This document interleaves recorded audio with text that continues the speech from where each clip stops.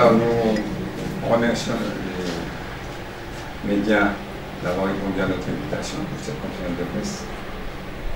Alors, je représente le MIR ici et j'ai mandat pour parler au nom des organisations, le CIPN, Comité international de développement, l'organisation du comité TIME, essentiellement.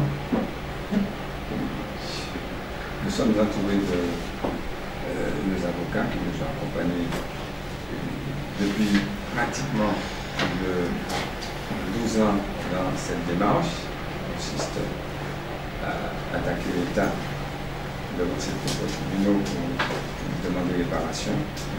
Alors, le 4 avril de cette année, le tribunal a rendu un jugement et suite à ce jugement, nous devons répondre. Le jugement consiste à débouter les parties civiles, les demandeurs, oui. En conséquent, nous sommes venus ici pour dire comment nous sommes pas mécontents, seulement, parce qu'on s'y attendait plus ou moins. Mais pas, les avocats ont expliqué du droit. Mais ce qui est important, c'est que nous observons qu'il y a énormément de contradictions entre certains juges de la Cour de cassation et d'autres juges qui, dans un rendu qu'ils avaient fait le 29 avril 2014, tendaient à dire qu'ils n'étaient pas d'accord avec l'arrêt de la Cour de cassation du 5 février 2013. Et nous sommes étonnés de voir qu'ils reviennent sur une décision pour abonder dans le sens de l'arrêt de la Cour de cassation, donc les juges de la Cour de cassation, pour dire que eh bien, nous sommes députés au prétexte que la loi Taubira est une loi mémorielle, n'est pas une loi normative. C'est excessivement grave. Du point de vue du droit des avocats, c'est excessivement grave parce que, en tant que président du MIR et représentant en même temps les autres organisations, nous estimons qu'ils vont très trop loin, même trop loin. Ils dépassent leurs compétences, puisque une loi est votée par le Parlement français. Et cette loi, effectivement, a été suivie de décret. C'est une loi comme toutes les autres lois. C'est-à-dire, s'ils prennent cette position, c'est une position politique. Ce qui veut dire qu'ils ont reçu des ordres au plus haut niveau, c'est-à-dire politique, et ils continuent effectivement à abonder dans leur racisme. Alors, nous estimons qu'il y a là non seulement un détournement de leur mission, mais il y a là déni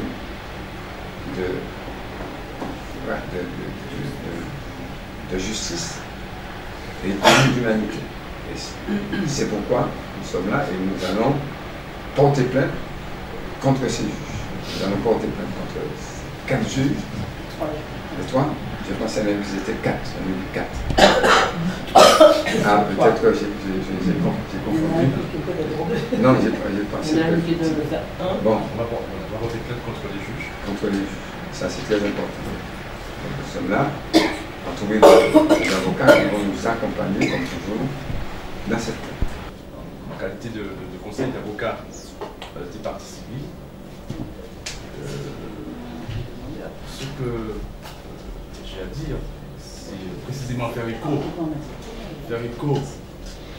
à ce que les parties civiles ont pu constater, que ce jugement qui a été rendu par le tribunal de grande instance de Fort-de-France le 4 avril 2017 est un jugement manifestement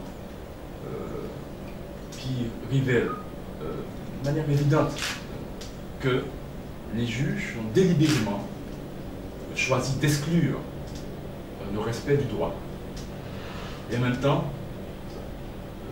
d'exclure en fait, encore une fois, de manière tout à fait délibérée, j'insiste là-dessus, les personnes qui ont été victimes du crime contre l'humanité qui est l'objet de la loi du 21 mai 2001, des personnes qui ont été victimes directement et de leurs ayants droit de l'humanité.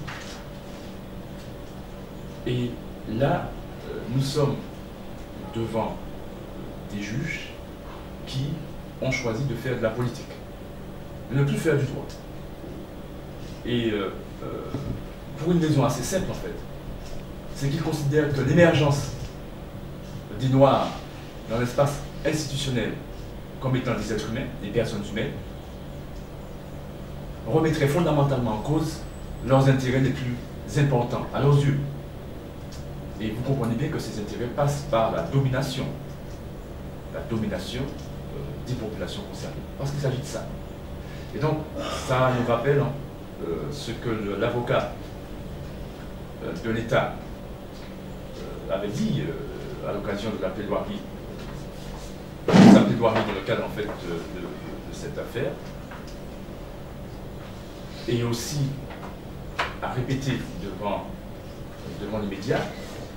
Il a dit ouvertement qu'en fait que cette affaire ne peut pas être jugée, ne doit pas être jugée, c'est pas devant des tribunaux, c'est pas une affaire juridique, c'est pas devant les tribunaux en fait qu'il faut régler ça, c'est une affaire politique, il faut régler ça sur le plan politique. Or, qu'est-ce qui caractérise le plan politique? Sinon justement la négociation. Autrement dit, ce que ce monsieur nous dit, c'est que parce qu'il s'agit de notre humanité, il s'agit de ça, il suffit que l'on reconnaisse clairement en fait que nous sommes des êtres humains sur le plan institutionnel et qu'on respecte le droit en ce sens pour que la chose soit réglée sur le plan du droit. On nous dit non, non, non, non. On ne va pas passer par le droit, on va passer par la politique. Autrement dit, ce qu'il nous propose, encore une fois, comme en fait Victor Schœlcher en 1848 avait proposé à nos ancêtres, c'est négocier, marchander notre humanité. À savoir en fait que, en effet, eh bien, ce qu'ils sous-entendent, parce qu'il s'agit de politique, de négociation, bien, il va nous accorder peut-être une humanité à 60%, à 90%, je ne sais pas. Dans tous les cas, ce qui est certain, c'est que lorsqu'on arrive devant une table de négociation, il s'agit alors de faire des compromis. En l'occurrence, c'est des compromissions, puisqu'il s'agit, je le répète, en fait, ce qui est en jeu, c'est la reconnaissance pleinement et entièrement de notre humanité. Donc, pour revenir en fait au contenu même de manière plus précise de ce jugement, pour éclairer un peu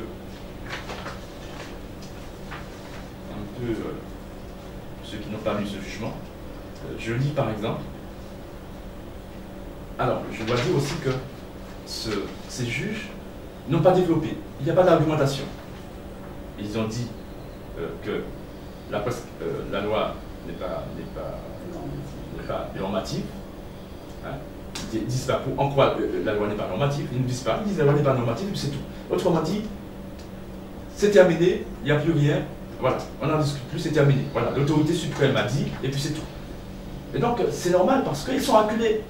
Ils sont acculés, nous avons fait un mémoire, nous avons fait des conclusions qui démontrent clairement leur supercherie et la malhonnêteté intellectuelle, parce que nous avons déjà eu auparavant en fait des jugements là-dessus, malhonnêteté intellectuelle en fait des juges, et là en l'occurrence, qui a donné lieu d'ailleurs à des plaintes contre ces juges, et là en l'occurrence, nous revenons en fait à cette insuffisance, je dirais, d'humanité, parce qu'il s'agit de ça, d'honnêteté, parce qu'il s'agit de ça, venant de ces juges, et qui prétendent en fait de manière laconique nous exclure en fait de l'humanité, nous disent bon voilà, c'est terminé.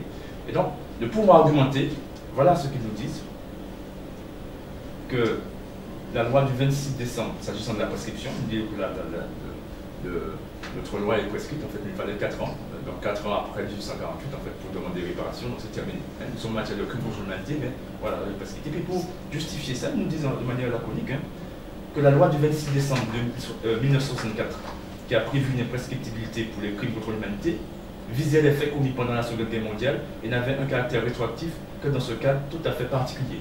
Autrement dit, en fait, que eh bien, les crimes contre l'humanité ne sont ne sont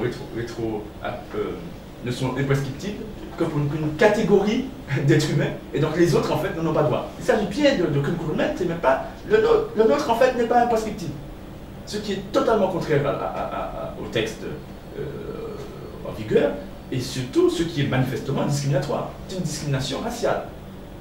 Donc voilà, les choses sont très claires. Puis, par ailleurs, s'agissant en fait, pour dire que la loi n'est pas normative, hein, donc la loi n'a aucune conséquence normative, voilà en fait, encore ils sont en pleine contradiction, hein, je dirais en plein déni en fait, je dirais, du droit. Voilà ce qu'ils disent, s'agissant pour aboutir à cette affirmation que la loi n'a pas de portée normative. Voilà ce qu'ils disent. Ils disent qu'elle vise à encourager et à favoriser l'action, donc en parlant de cette loi du 21 mai 2001, qu'elle vise à encourager et à favoriser l'action de coopération qui permettra de mettre en articulation les archives ainsi que les connaissances archéologiques dans tous les territoires ayant connu l'esclavage, qu'elle a encore pour but de déterminer une date commune de commémoration de l'abolition de la traite négrière et de l'esclavage. Que cependant, ce texte n'a pas de portée normative. Fin de citation. Vous voyez la contradiction, elle n'a pas de portée normative, mais pourtant elle vise à faire ci, elle fait ça, chose qu'elle a faite, cette loi. Donc si elle n'avait pas de portée normative, elle n'aurait pas pu dire. Vous voyez, il y a des contradictions, mais évidentes. Donc on voit bien que cependant ce texte n'a pas de portée normative. Vous voyez, donc la mauvaise foi est claire, et on voit bien en fait que, en effet, ces gens font preuve d'un abus de droit, et en l'occurrence qui renvoie à la négation, je le répète, de notre humanité. Je voudrais dire, et j'en terminerai là, que rappeler que cette loi dite prétendument pas normative a modifié des lois, a modifié des décrets, a donné lieu à des décrets d'application et à des circulaires, et en effet, je dirais, il est aisé d'aller constater la normativité de cette loi à travers en fait les différents textes dont elle a donné lieu, hein, qui en sont les conséquences. Donc, vous comprenez bien que sur un plan strictement du droit, que les parties civiles se dressent contre cette manière d'oppresser une partie de l'humanité, d'exclure une partie de l'humanité dans le monde institutionnel, et vous comprenez bien que, en effet, elles écuvent et elles considèrent en fait, et elles ont décidé de porter plainte contre ces juges pour déni de justice, hein, refus bien évidemment de rendre justice, hein, il y a le droit là, ils refusent de rendre justice, pour discrimination raciale. Vous avez constaté qu'il y a une discrimination en fait, hein, voilà, des poids de mesure en fait. Pour les êtres humains, les vrais, eh bien, ils ont droit à réparation. Hein. Je rappelle que la réparation, le droit à réparation est un droit constitutionnel à l'humanité même. Ce sont les êtres humains, c'est pas, on ne répare pas les animaux, on ne répare pas les roches, hein, on ne répare pas les arbres, ce sont les êtres humains, donc c'est un droit consubstantiel à l'humanité. Ouais. Lorsqu'on est reconnu en droit, dans le droit français en l'occurrence, comme étant une personne humaine, eh bien, est intégré le droit à réparation. Voilà. Donc, voilà. Et donc, est décidé aussi de porter plainte pour négation de la dignité humaine, donc de la qualité d'être humain, des personnes ayant subi directement le crime contre l'humanité, objet de la loi du 21 mai 2001, et de leurs ayants droit. En complément de ce que vient de dire Maître Monotuka, je souhaiterais mettre l'accent sur un épisode qui a eu récemment dans la campagne présidentielle française, puisque l'une des candidates à l'élection a dit très clairement que la France n'était pas responsable de ce qui s'était passé pendant la Seconde Guerre mondiale, que la France n'était pas responsable de ce qui avait été fait à une partie de la population. Et là-dessus, tous les autres candidats et plein d'autres personnes politiques, et en particulier un ancien ministre, sont montés au créneau pour pousser des hurlements en disant « Comment peut-on dire une chose pareille, que la France n'est pas responsable de ce qui s'est passé, de ce qu'on a fait aux Juifs, alors que l'État français lui-même reconnaît sa responsabilité? Comment peut-on remettre en cause ?» Alors ils ont essayé de trouver une qualification à ce qu'a dit cette candidate. Pour l'instant, je ne sais pas s'ils vont donner de suite. Mais moi, ça m'a fait réagir parce que je me suis dit, voilà, un État français qui revendique sa responsabilité dans un crime commis il y a à peu près 60 ou 70 ans, et qui, dans le même temps, par l'intermédiaire de son tribunal, nous dit que une autre catégorie de personnes, l'État ne peut pas être responsable parce que finalement, il n'y a pas réellement de crime.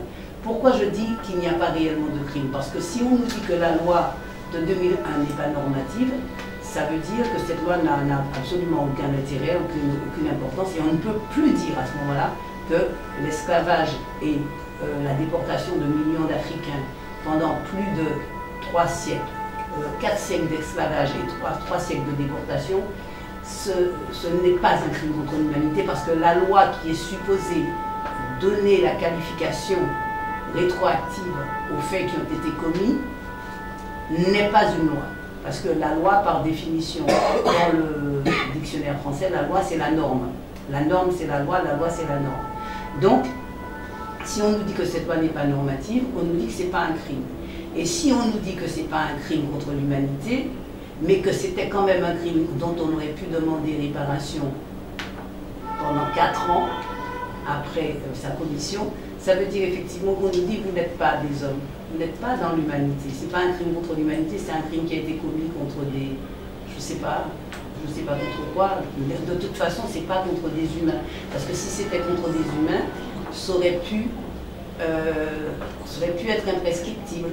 La loi aurait été normative, l'État français aurait été responsable. Mais comme ce qui a été fait par l'État français et qui a été fait pendant, je rappelle, plusieurs siècles, n'a pas été, les faits n'ont pas concerné des êtres humains, donc, eh bien, vous ne pouvez pas prétendre à réparation.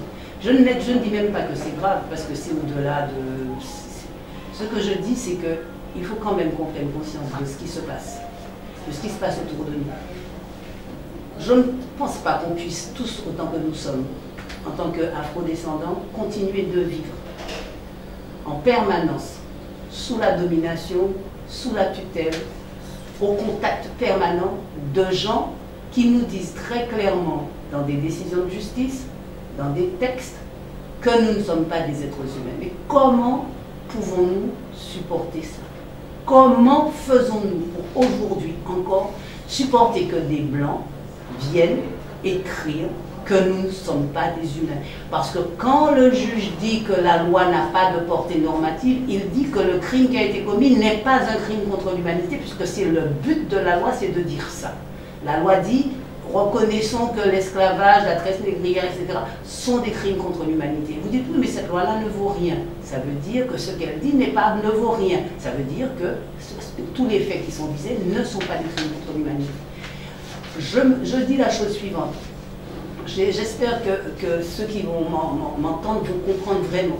Je dis qu'on ne peut pas continuer à se regarder dans une glace et ensuite à regarder en face des magistrats blancs, des préfets de la République blancs, des ministres blancs, et je parle notamment pour la Guyane, et puis croire que nous avons en face de nous des gens comme nous. Ce ne sont pas des gens comme nous. Parce que nous revendiquons, nous savons, et nous avons toujours su, et que nous sommes des êtres humains. Et quand nous avons en face de nous des gens qui viennent écrire que nous ne sommes pas des êtres humains, je me demande qu'est-ce qu'ils sont eux. Parce que comme nous sommes des humains, il y a un problème. S'ils ne sont pas pareils que nous, c'est que c'est eux qui ne sont pas des humains. Il faut maintenant passer à la vitesse supérieure et se rendre compte que le combat que nous menons contre ces gens-là est un combat qui dépasse complètement le cadre de la justice. Mais c'est le cadre de notre survie en tant que tel. Ils sont en train d'essayer de nous exterminer spirituellement, de nous exterminer réellement en faisant passer dans tout leur système, dans toutes leurs institutions, que nous ne sommes pas des humains. Et c'est tellement vrai que dans les écoles, on ne nous apprend pas notre histoire, mais en même temps, on nous fait croire, on nous dit que c'est grâce à la France que nous sommes devenus des humains. On nous dit que c'est en 1848 que nous sommes devenus Non, nous avons été reconnus comme étant possiblement humains. Je dis que ce n'est pas possible. Nous ne pouvons pas continuer comme ça. Je crois qu'il faut vraiment ouvrir le débat avec nous-mêmes, avec les Martiniquais, les descendants d'Africains déportés, pour que nous puissions réellement regarder ces gens-là et leur dire c'est vous qui n'êtes pas des êtres humains. Parce que si vous ne savez pas reconnaître les humains, c'est que vous n'êtes pas humains. Nous qui sommes humains, nous savons reconnaître l'humanité.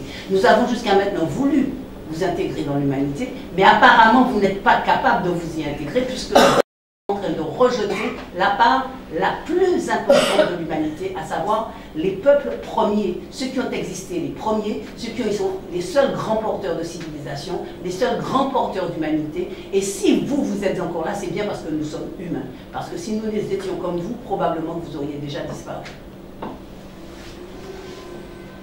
Alors merci Maître, et je vais laisser la conclusion à Maître Claudette Jamel.